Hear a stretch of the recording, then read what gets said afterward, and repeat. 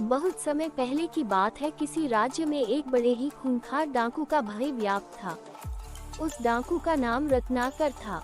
वह अपने साथियों के साथ जंगल से गुजर रहे राहगीरों को लूटता और विरोध करने पर उनकी हत्या भी कर देता। एक बार देवऋषि नारद भी उन्हीं जंगलों से भगवान का जप करते हुए जा रहे थे।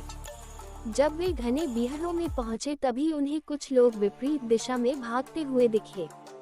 देवऋषि ने उनसे ऐसा करने का कारण पूछा तो सभी ने मार्ग में रत्नाकर, नहीं, मैं मानता ही नहीं कि मेरे अलावा यहाँ कोई और है, और भय तो हमेशा किसी और के होने से लगता है, स्वयं से नहीं। ऋषि ने ऐसा कहते हुए अपने कदम आगे बढ़ा दिए। कुछ ही दूर जाने पर डाकू रत्नाकर अपने साथियों के साथ उनके समक्ष आ पहुंचा। रत्नाकर, नारद, मैं रत्नाकर हूँ। डाकू रत्नाकर। नारद मुस्कुराते हुए बोले, मैं नारद हूँ, देवऋषि नारद, तुम्हारा अतिथि, और मैं निर्भय हूँ। क्या तुम निर्भय हो? रत्नाकर, क्या मतलब है तुम्हारा? नारद, न मुझे प्राणों का भय है, न असफलता का, न कल का, न कलंक का, और कोई भय है जो तुम जानते हो। अब तुम बताओ, क्या तुम निर्भय हो? रत्नाकर, हाँ, मैं निर्भय हूँ। न मुझे प्राणों का भय है, न असफलता का, न कल का, न कलंक का। नारद, तो तुम यहाँ इन घने जंगलों में छिपकर क्यों रहते हो? क्या राजा से डरते हो? रत्नाकर, नहीं। नारद, क्या प्रजा से डरते हो? रत्नाकर, नहीं। नारद, क्या पाप से डरते हो? रत्नाकर, नहीं।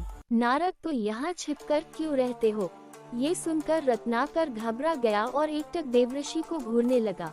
नारद, उत्तर मैं देता हूँ, तुम पाप करते हो और पाप से डरते हो। रत्नाकर हंसते हुए बोला, नारद, तुम अपनी इन बातों से मुझे भ्रमित नहीं कर सकते। न मैं पाप से डरता हूँ, न पुण्य से, न देवताओं से, न दानवों से, न राजा से, न राज्य से, न धन से, न विधान से।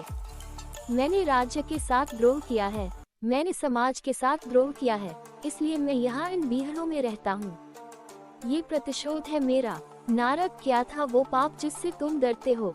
रत्नाकर, मुझे इतना मत उकसाओ कि मैं तुम्हारी हत्या कर दूं। नारद, इतना तो मैं जान ही चुका हूँ कि पाप और पुण्य की परिभाषा हमेशा ताकतवर तय करते हैं और उसे कमजोरों पर थोपते हैं। मैंने साम्राज्यों का विस्तार देखा है, हत्या से, बल से, छल से। मैंने वाणिज्य का विस्तार देखा है, कपट से, अनीति से, अधर्म से। वो पाप नहीं था।